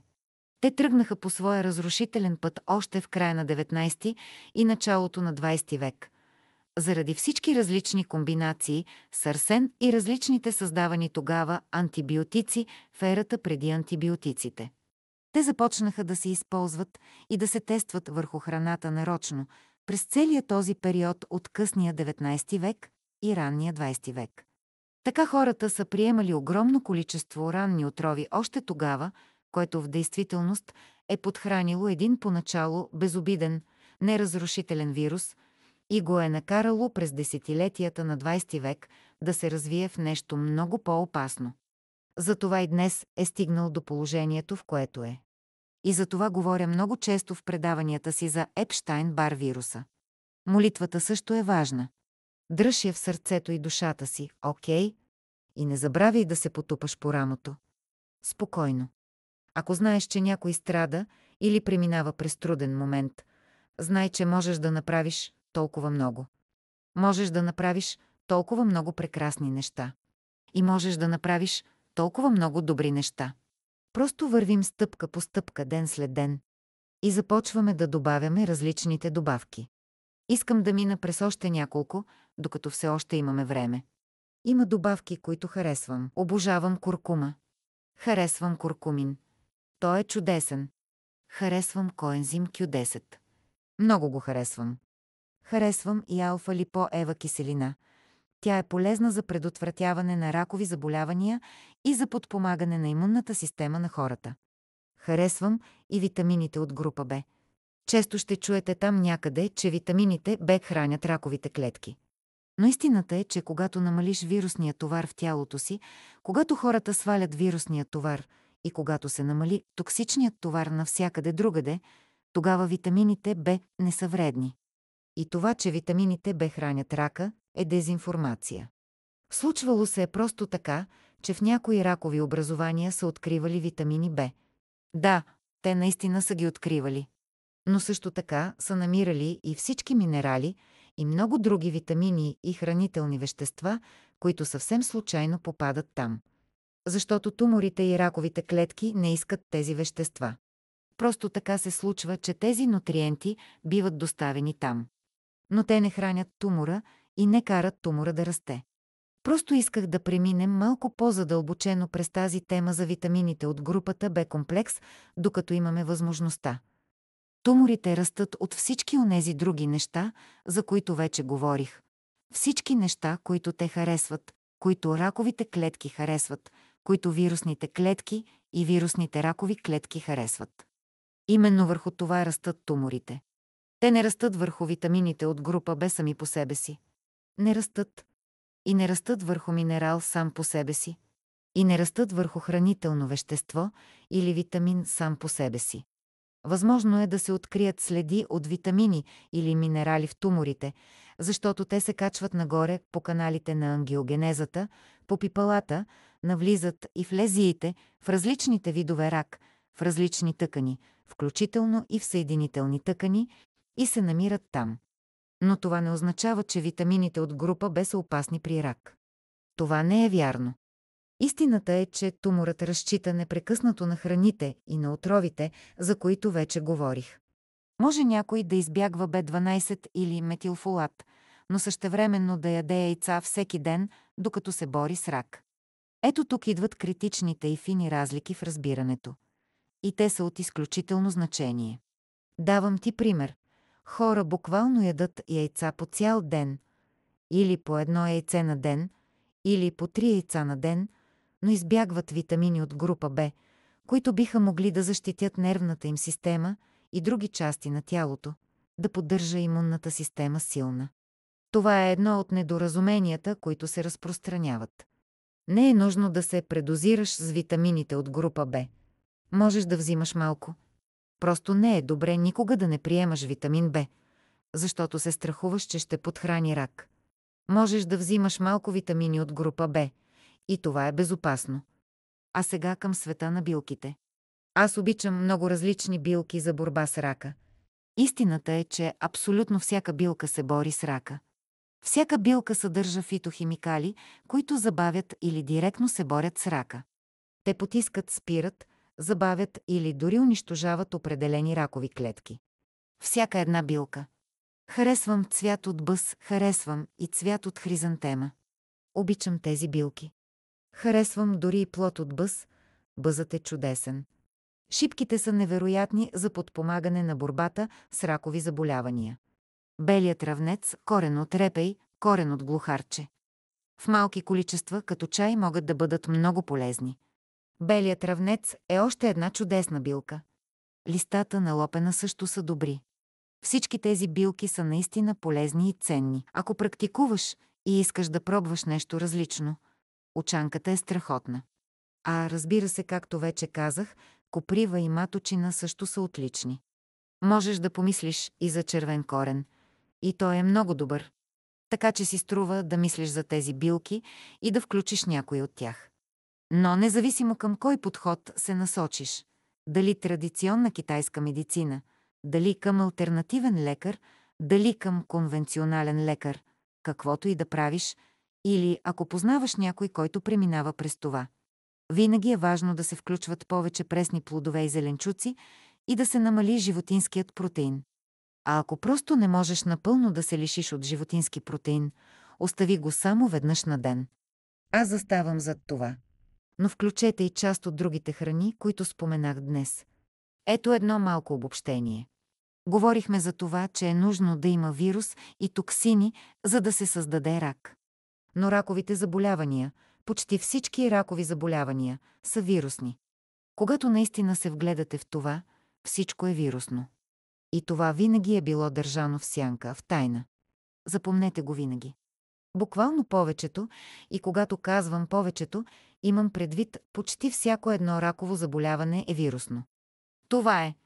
Сега искам да напомня нещо. Има хора, които никога не преживяват тежки вирусни заболявания. Например, може като млади да са прекарали мононуклеоза от вируса Епштайн-Бар и после тя да е отминала без да изпитват нищо повече.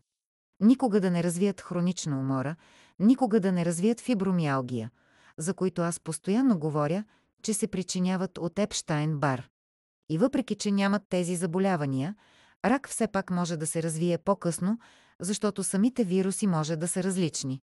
Съществуват толкова много разновидности на вируса Епштайн-Бар, както и различни разновидности на човешки херпесен вирус тип 6 и на всички други вируси. И особено Епштайн-Бар. Той е в центъра на вниманието сега. Това е фокусът в момента, който аз внесох в света. Ако искате да знаете повече за Епштайн-Бар, вземете първата книга «Лечителя медиум», която вече има преработено издание. Но нещо важно. Книгата «Изцеление на щитовидната жлеза» повдига темата на съвсем друго ниво.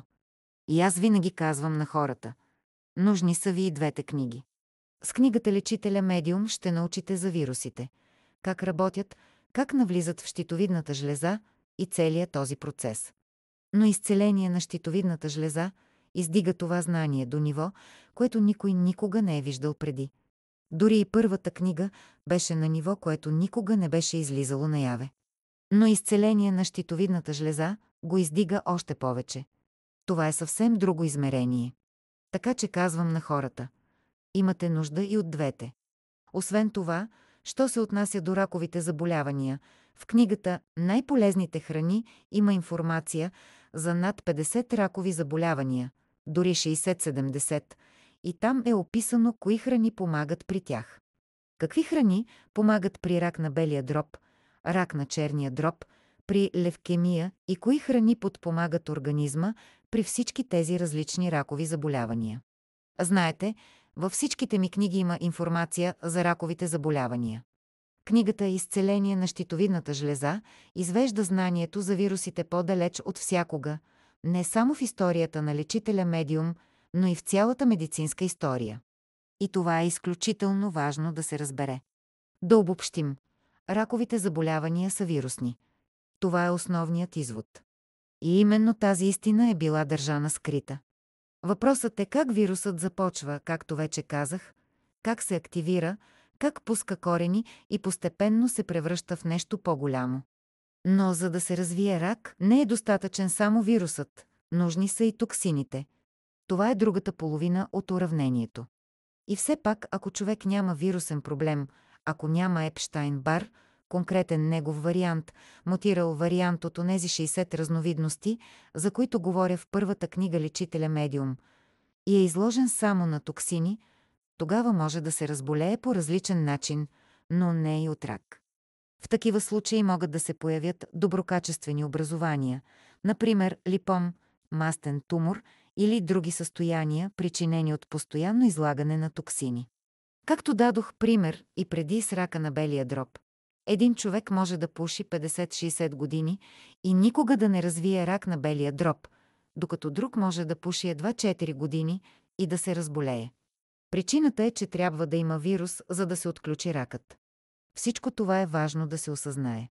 И запомнете, в първата книга Лечителя медиум има 28-дневно прочистване. То е изключително мощно за предотвратяване и подпомагане при рак. Причината, поради която повдигам темата за книгите, е, че ако искате да се предпазите от рак или да получите подкрепа, ако вече се сблъсквате с него, трябва да изчистите тялото от токсините, за които говорих. Онези остатъчни токсини, които наследяваме. Може би не обясних достатъчно ясно по-рано в този уебинар, че ние наследяваме тези токсини. Тежките метали се предават по родовата линия в продължение на хиляди години, хилядолетия. Не гените са това, което ни събаря. Проблемът не е в гените. Нашите прадеди са имали живак в телата си. Те са носили олово, живак, кадмий, никел, алуминий и най-вече живак, който е един от най-старите замърсители. И ние наследяваме тези метали. Също така наследяваме ДДТ от 20-те и 30-те години на миналия век, когато този пестицид е бил масово използван и е наситил всеки човек. А ДДТ не изчезва. Той се предава на децата, буквално още в самата бременност. Започва в яйцеклетката, в самата бременност, още оттам. И този ДДТ се предава, защото организмът е бил наситен с него. Същото важи и за останалите химикали, разтворители и всякакви други отрови. Днес ние предаваме на поколенията огромно количество токсини в мащаб, какъвто човечеството не е познавало досега. И след това вината се прехвърля върху гените. Защото, както казах по-рано, вината трябва да бъде хвърлена върху вас. Така системата работи, да се каже, че е генетично, а не да се признаят грешките, които са направени от индустриите, включително медицинската и всички останали индустрии. Именно това е целта – вие да бъдете обвинени. Хвърлят ви в генетичната игра. А аз много добре знам, че гените са реални, че са ценни в науката и че имат значение по много начини. Не оспорвам това. Но ви казвам, че гените се използват срещу вас там, където не би трябвало, защото в определени случаи те изобщо не са част от уравнението. И както ви споменах още в началото, има критични и фини разлики, и те са важни. Да, гените трябва да се изучават, да, те са значими в много области. Но това не е причината хората масово да се разболяват от рак днес. Не е. Причината са токсините, които се предават от поколение на поколение, натрупват се и се усилват, плюс новите, хилядите химикали, които всеки ден падат от небето върху нас и влизат в телата ни. А това е само малка част от цялата картина. Към всичко това се добавя и наследяването на вируси, които са укрепнали и еволюирали във времето.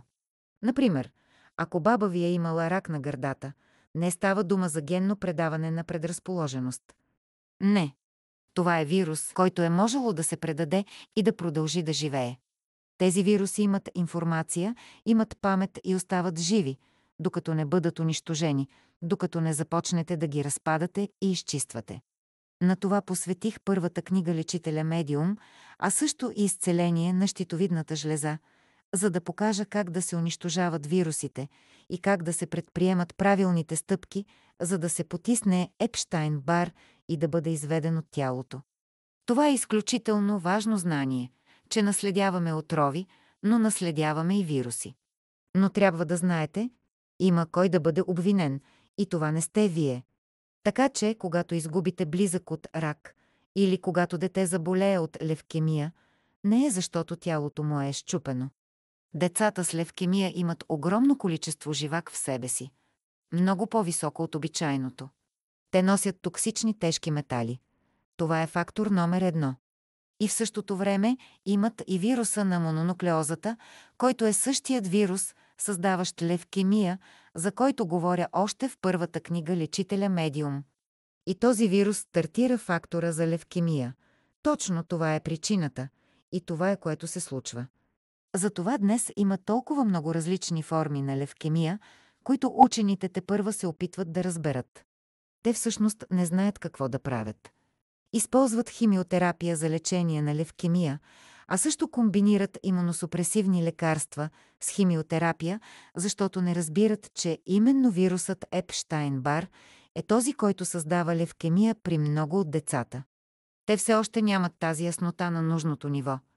И както вече казах, ракът обикновенно се преценява единствено по неговите прояви, вече в стадият, в който е излязъл наяве, вече се е превърнал в нещо осезаемо и се диагностицира, а не на етапа, в който би могъл да бъде хванат много по-рано.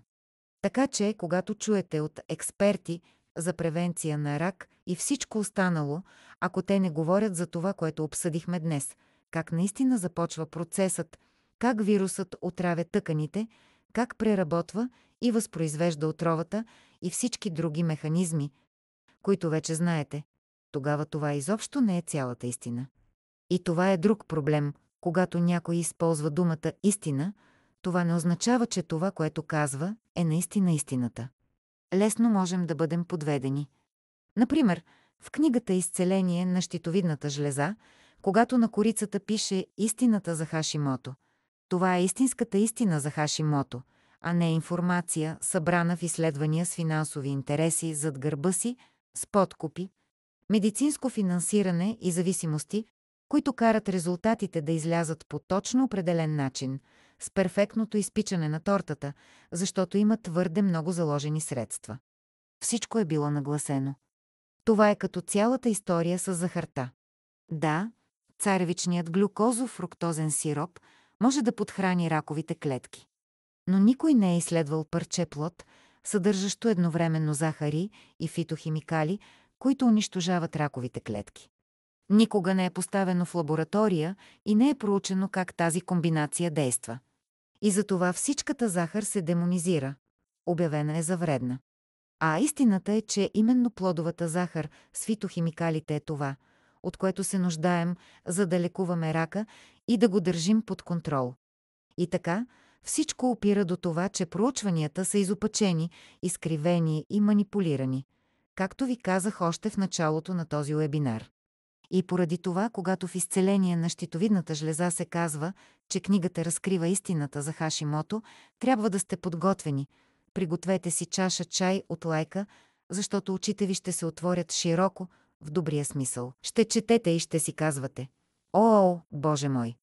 Това разбиране е вашата броня, вашата защита. То ви пази по безопасен начин, защото целта винаги е била да ви предпазя. Откакто съм дете, това е което правя. Искам да спомена и за храните, малко повече за тях. Чага гъбата е невероятна. Чагата е просто фантастична, също и рейши гъбата. Още един страхотен съюзник срещу рака. Тази информация вече е излязла навън и е достъпна. Но все пак трябва да ви напомня и за неща, които аз използвам още отдавна, преди те да станат публично достояние. Например, рейши гъбата. Аз я препоръчвам още от 8 годишна възраст. Казвах на хората да използват рейши гъба срещу рак. И тогава никой дори не знаеше какво е това или откъде може да се намери. Беше невероятно трудно. Други полезни за рака гъби са кордицепс и лъвска грива. Те са страхотни. Искам да засегна малко по-задълбочено темата за фрешовете. За сока от аспержи. Сега чуйте, ето как работят соковете, за да помагат срещу рак. За превенция, за подпомагане на организма във всяко отношение. Независимо какво правите в режима си, дали минавате през химиотерапия или дали преминавате през лъчетерапия. Истината е, че в момента постигат по-добри резултати с лъчетерапията, отколкото някога преди, въпреки че много хора са против нея. Някои я мразят, други я харесват. Всичко е сложно. Всяка част от това е сложна. Всеки човек е различен, всеки лекар е различен, всяка клиника е различна също.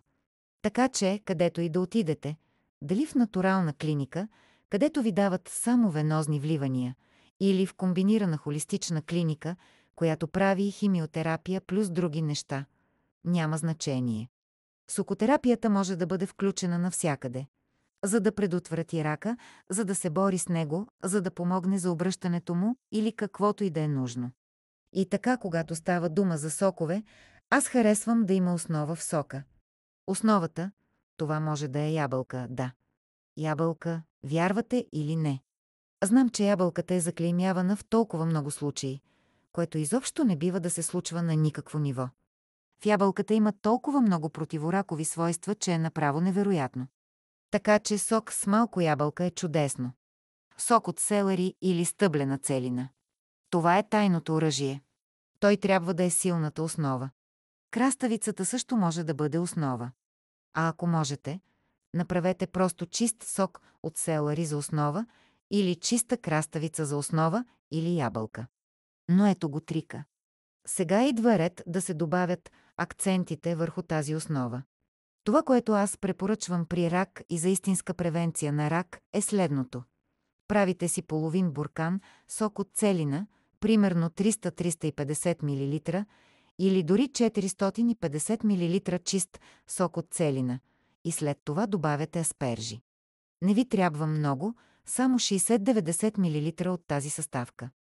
Аспержите са едни от най-мощните бойци срещу рак. Винаги го помнете. Така че може да направите такъв сок. Изцеждате си целината, имате хубава чаша чист сок от целина, или целина с ябълка, или с краставица, и след това вкарвате аспержите отгоре. Прекарайте ги през сокоизтисквачката и получавате тези 90 мл аспержов сок. Когато е прясно изцеден, сока от аспержи е наистина силен и в гореописаната комбинация той се превръща в мощно оръжие. Друго нещо е зелето. Правите си основата, както казах, целина или целина с краставица, или просто каквато база искате, и после прекарвате зелето. Получавате 100 милилитра зелев сок. Това е още едно тайно оръжие срещу рака. Може да изберете червено зеле или зелено зеле. И двете са чудесни тайни оръжия. Кълновете от броколи, те са много мощни и с концентрирано действие. Може да ги ядете или да ги хвърлите като акцент в сока. Всички видове кълнове могат да се изцеждат.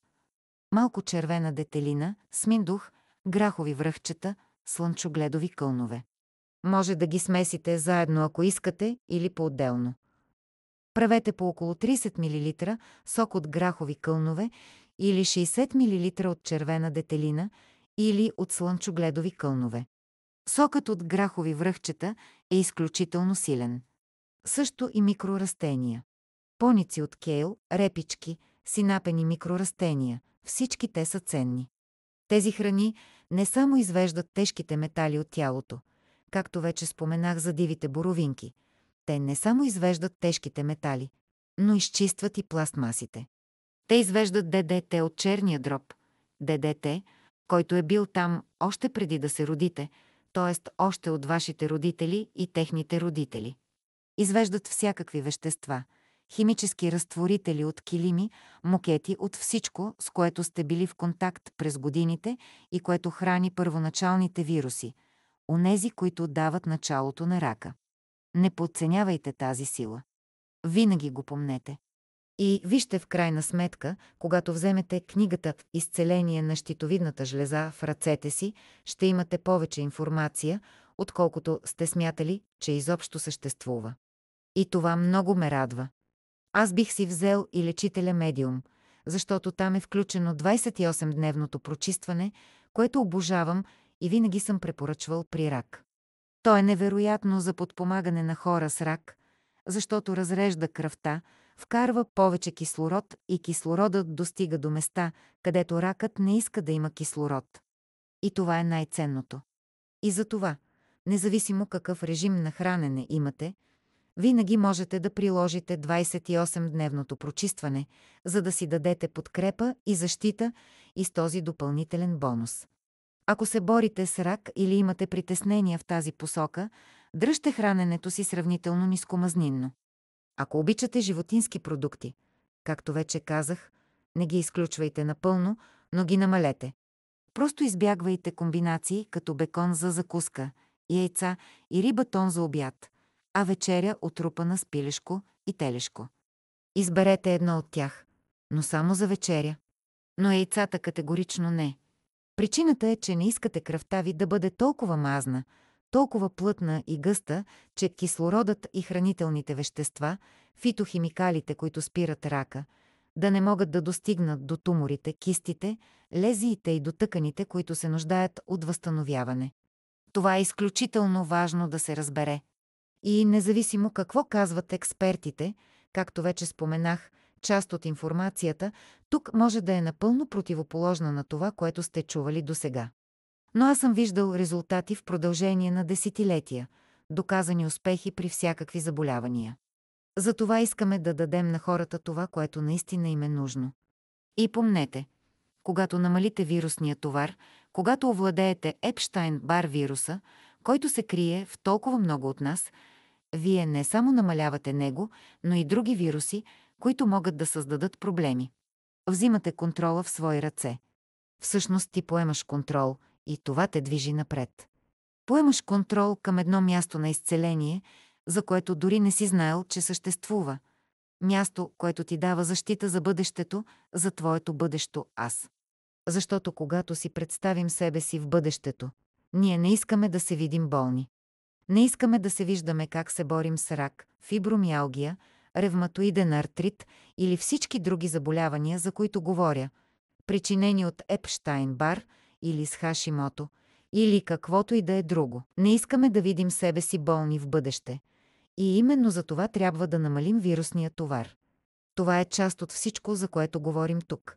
Има и това предвид за всичко, което казах днес. И да, ние вървим напред. Това е същността.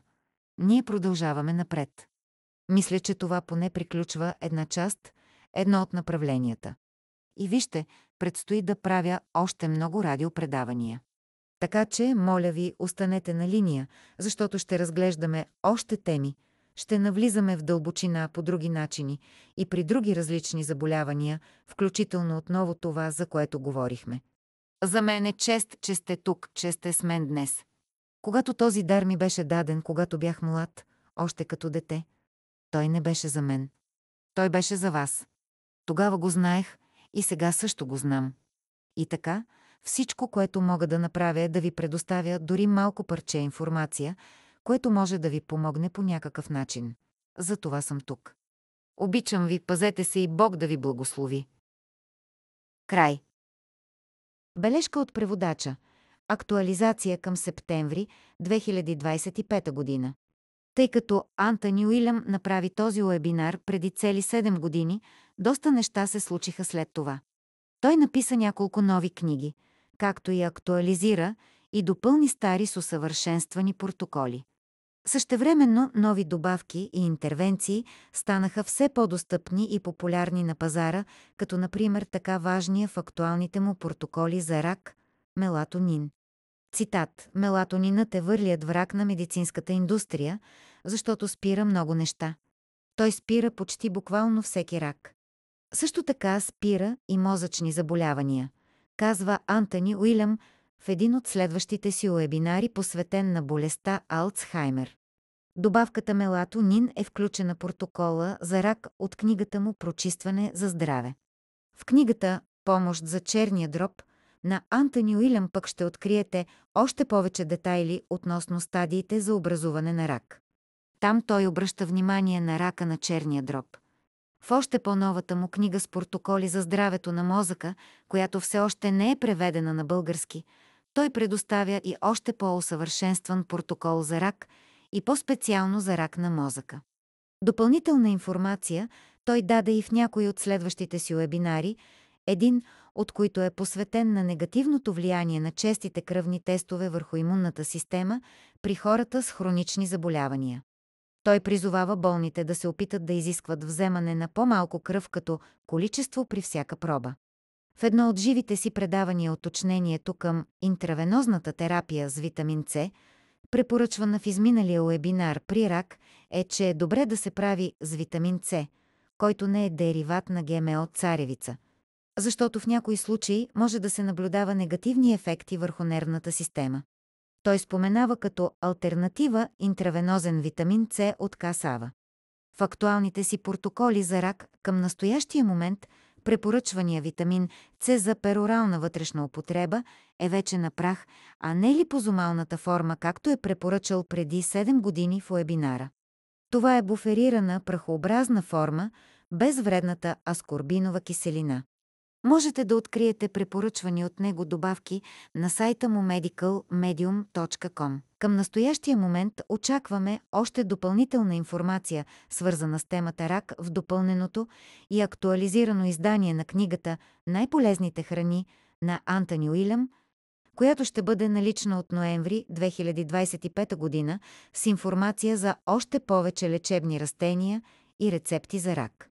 За още актуална информация може да посетите Фейсбук групата ни Лечителя Медиум България. В заключение, когато човек за пръв път се докосва до информацията на Антони Уилям, е нормално да очаква бързи резултати заради многото примери на успешни изцеления с режимите му, но пътя на изцелението понякога е трънлив, бавен и тежък, придружен от неприятни и дори непоносими понякога детокс реакции, особено при по-тежките състояния. Затова е важно промените да се правят постепенно, поетапно, стъпка по стъпка и много внимателно, с грижа към себе си и при възможност, под наблюдение на лекар, особено когато става въпрос за по-критични здравословни предизвикателства. Също много важно е приеманите количества храна и течности всеки ден да покриват калорийните ни нужди. И нека бъдем реалисти и състрадателни. Има случаи на напреднали стадии на болестта, когато организмът вече е силно изтощен и натоварен, и тогава възстановяването може да е много по-трудно дори и с помощта на най-съвършенната информация. Именно за това тази информация е предложена като алтернативна възможност, която всеки може да приеме или отхвърли според собственото си усещане. Ако тя докосне някого и му даде надежда или посока, нека свободно се възползва.